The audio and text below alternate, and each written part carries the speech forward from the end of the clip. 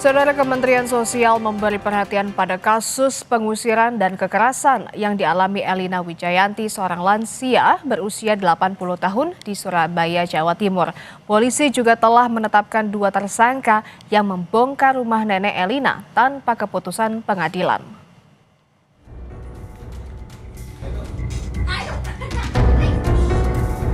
Kasus dugaan pengusiran paksa yang menimpa Elina Wijayanti, seorang lansia berusia 80 tahun di Surabaya, Jawa Timur, terus menjadi perhatian publik. Peristiwa ini akhirnya mendapat respons dari Menteri Sosial Saifullah Yusuf atau Gus Ipul. Nenek Elina diduga diusir secara paksa dari rumah yang telah ia huni sejak 2011.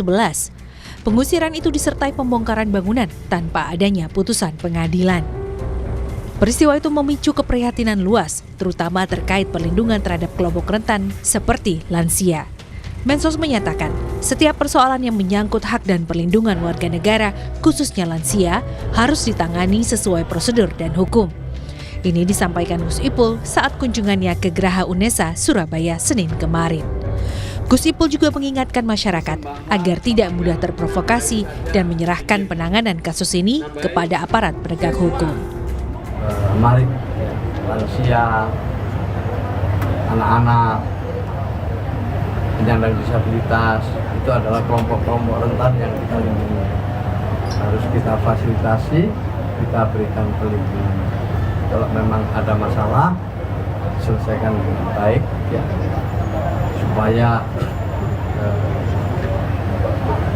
orang tua kita, kelompok-kelompok rentan ini benar-benar bisa memperoleh hak. Sementara itu, penanganan kasus nenek Elina di tingkat kepolisian terus berjalan. Polisi telah menetapkan 2 tersangka atas kasus pengusiran dan kekerasan. Salah satunya adalah Samuel Adi Kristanto yang diduga menjadi dalang pembongkaran paksa rumah nenek Elina. 1 tersangka berinisial MY masih dalam proses pencarian. Samuel dilaporkan oleh kuasa hukum nenek Elina atas dugaan pengusiran dan kekerasan yang dilakukan secara bersama-sama.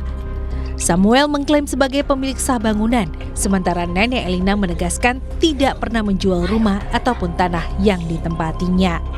Polisi menyita 1 unit mobil pickup yang diduga digunakan untuk mengangkut barang-barang milik korban saat pengusiran terjadi. Tadi pemeriksaan ahli, kemudian kami juga gelar perkara menetapkan tersangka terhadap 2 orang, yaitu SAK dan NY. Dan kami juga sudah melakukan yang tadi penangkapan terhadap tersangka SAK dan saat ini sedang dalam pemeriksaan. Demikian. Untuk MY sendiri, MY masih, tim kami masih di lapangan untuk melakukan penangkapan terhadap NY. Pengusiran dan pembongkaran rumah nenek Elina terjadi pada 6 Agustus 2025. Usai kehilangan tempat tinggalnya, nenek Elina terpaksa pindah ke indekos miliknya di kawasan Balongsari, Surabaya. Sejumlah dokumen penting, termasuk sertifikat rumah dan barang-barang pribadi korban, dilaporkan hilang. Pemerintah melalui Kementerian Sosial memastikan akan memantau penanganan kasus ini sebagai bagian dari komitmen perlindungan terhadap warga lanjut usia dan penegakan hukum yang berkeadilan. Nyoman Deni, Kompas TV, Surabaya, Jawa Timur.